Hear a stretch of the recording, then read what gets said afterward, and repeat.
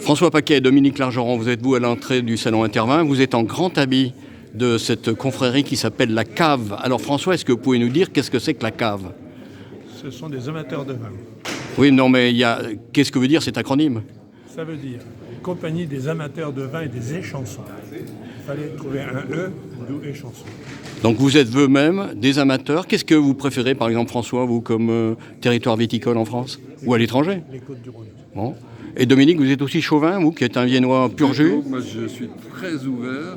Je suis champenois d'origine, donc j'adore le champagne. Mais viennois depuis longtemps. Mais viennois depuis 40 ans.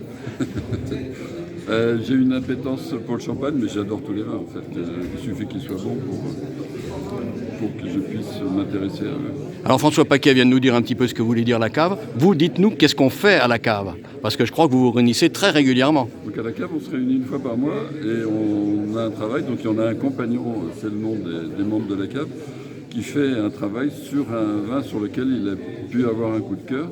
Donc on déguste et il nous présente ce vin, les conditions dans lesquelles il a été élevé, il a été cultivé, etc. On fait aussi une alliance, je suppose, du vin et des mets? Oui, bien sûr. Parce que donc vous tenez ça dans un restaurant, non? Non, nous avons... La cave se réunit dans une cave, à côté du théâtre antique de Vienne.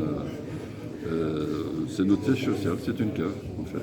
Bon, et puis aussi, pour compléter un petit peu ces travaux, on veut dire, hein, au sens noble du terme, vous partez aussi en balade pour voir sur le terrain l'alliance du travail du viticulteur et puis ce que ça donne au résultat.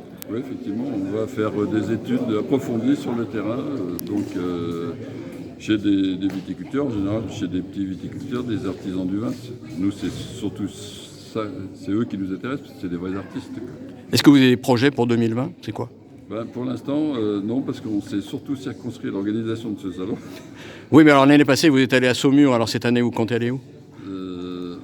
On parle du Portugal, mais rien n'est encore... Vallée du Douro, donc. Pas simplement que pour boire du Porto, pour apprécier d'autres sortes de vins. Parce que dans la vallée du Douro, il y a aussi des vins blancs. Des vins blancs, des vins rouges. Et il n'y a pas que des spiritueux comme le Porto. Le Porto, en fait, est issu de vins de la vallée du Douro. Mais il y a aussi des vins classiques, quoi. Ultime petite question. La cave, c'est une association fermée ou s'il y a des amoureux du vin qui veulent vous rejoindre, ils peuvent le faire? Bien sûr.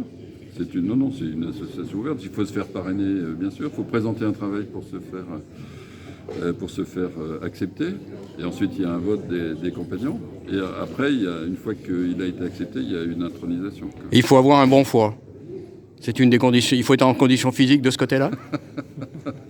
Non, pas vraiment. Pas vraiment.